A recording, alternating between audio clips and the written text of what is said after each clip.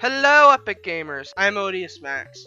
I know I haven't done a review in a long time. I've been very busy trying to finish college and get a job. But all of that is taken care of, so hopefully I can start doing more reviews in the future. I also redesigned the screen so it can actually fit a Game Boy game onto it, which kind of sucks because I'm not looking at a Game Boy game today. We're going to be looking at an arcade game. This is a game that came out in 1983, and it is kind of a spin-off to Pac-Man. It's called Pac Pal. So let's do this. The thing is that this game never came out in America. And the way I'm sure most of us have played it is one of these plug-and-play things that you'd get for like $10 from Walmart. And if it has one of those 10-in-1 things where half of them are Pac-Man, you know one of them is 90% going to be Pac Pal. So I'm sure if you know these devices and have had them when you were a child or something, you have definitely played Pac Pal. If you replaced Pac-Man and the ghosts with other shit, then no one would probably guess that this was a Pac-Man game. In the original game, you have to collect power pellets and, eat fruit, and that's it. But in Pac Pal, it's very similar to Super Pac-Man, where you have to unlock a gate and then eat a fruit. There's no power dots, there's no power pellets, whatever you call them. None of them show up here. You're probably wondering what this green apple looking thing is, and that is actually Pal. Actually, her name is Miru, which I hope I pronounced right. But I'm just gonna call her Pal, because it's Pac Pal. Pal walks around the maze and is extremely passive. She will not cause any damage, and she won't hurt you or slow you down at all. It's like she isn't even there. That is, until you unlock a fruit cage and she decides to pick one up for herself. Pal then drags the fruit around the stage at least once, and will take the fruit into the ghost house where she will, I assume, eat it. It just disappears, but I like to think that she eats it. The thing is that you don't have to eat all the fruits. If Pal takes one, the level will still end. You just won't get a perfect score bonus.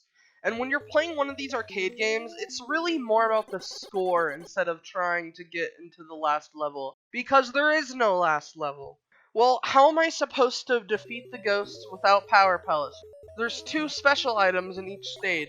The first one is the Galaxian ship. Eating this item will cause Pac-Man to shoot little sonic booms at his enemies, which allow them to become dizzy for a while. The next item is the red New Rally X car. Eating this item will cause Pac-Man to shoot little clouds of smoke onto his enemies.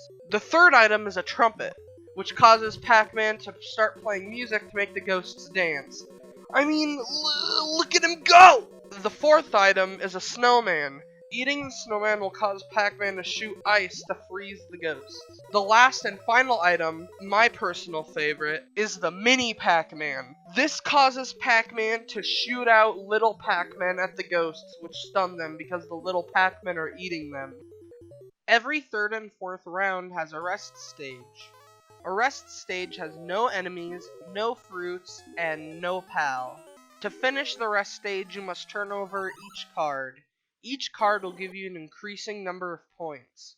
Getting a card with Pal on it, however, will double your score. And getting a card with Blinky will end the rest stage, and you won't be able to collect any more cards. Sometimes you can get really lucky and get every card, or sometimes you can get unlucky and... Fuck! Another interesting thing is that Pac Pal was actually supposed to be released in the US, but as a new game. It was going to be called Pac-Man and Chomp Chomp, where they would replace Pal with Pac-Man's dog from the Hanna-Barbera cartoon. I think that this was a good idea, because the cartoon was already out, and kids who liked Pac-Man would know Pac-Man's dog. And if they saw a game with Pac-Man's dog in it, they would most likely play that game more than a game where they don't know who the other character is.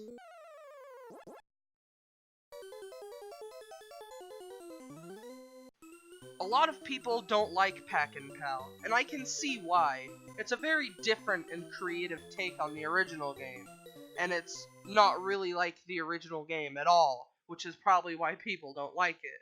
I really like Pac Pal. It's a very new, creative take on the original game, and it's very addicting once you give it a try.